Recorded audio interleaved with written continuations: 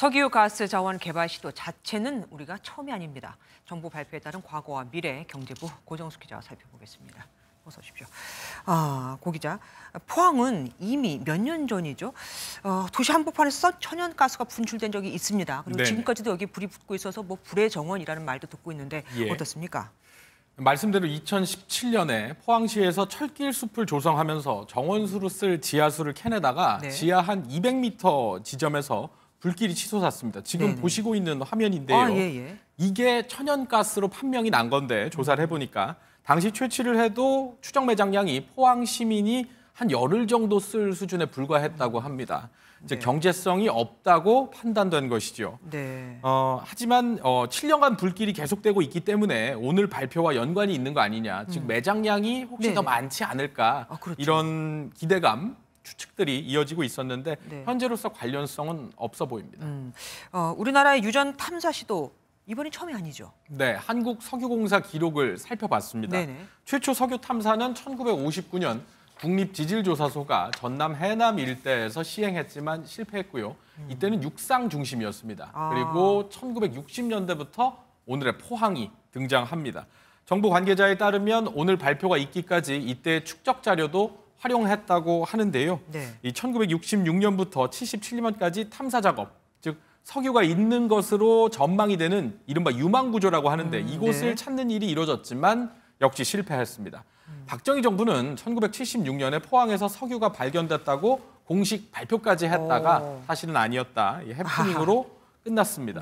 또 2011년에 발표된 개봉된 영화 칠광구를 기억하실 텐데 이 내용과는 별개로 칠광구는 실제 석유 개발의 한 역사입니다.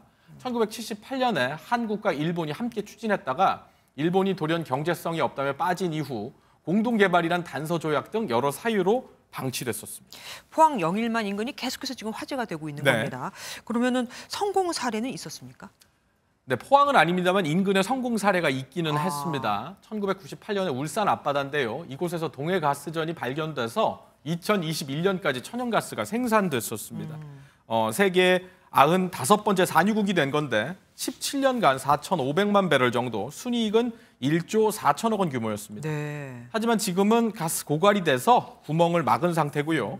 이번 영일만 석유가스전 개발이 성공을 한다면 동해가스전의 최대한 300배 규모가 되거든요. 그래서 이때부터 우리나라는 명실상부한 산유국이라고 부를 수 있다. 이런 표현이 가능할 겁니다. 그럼 이제 앞으로 어떤 작업을 거쳐야 우리가 이것이 실제적으로 맞닥뜨리게 되는 겁니까?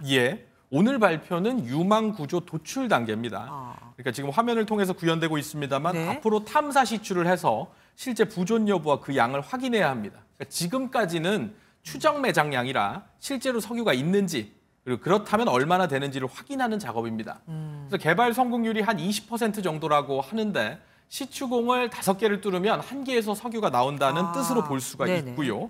과거 정부 자료와 비교해봐도 성공률은 꽤 높은 편입니다. 정부는 일단 비용에 대해서 설명하길 정부 재정 지원과 석유공사, 해외 투자 수익금, 해외 투자 유치 등으로 비용을 대겠다고는 하는데 차후에 이제 규모를 계산해 볼 때 국회와 협의할 가능성도 열어놨습니다. 우려스러운 부분은 없습니까? 거듭 말씀드리지만 이제 유전 개발 사업은 아까 20%라고 말씀드렸듯이 성공 확률이 낮기 때문에 섣부른 낙관은 금물일 수 있습니다. 그런데도 이제 오늘 주가를 보면요. 석유가스 관련주들이 일제히 상한가로 마감되는 등 이른바 묻지마 투자라고 우려될 수 있는 부분도 나타나고 있습니다. 이 차분하게 진행 상황을 지켜보는 게 필요해 보입니다. 지금까지 경제부 고정숙 기자와 함께했습니다. 고맙습니다.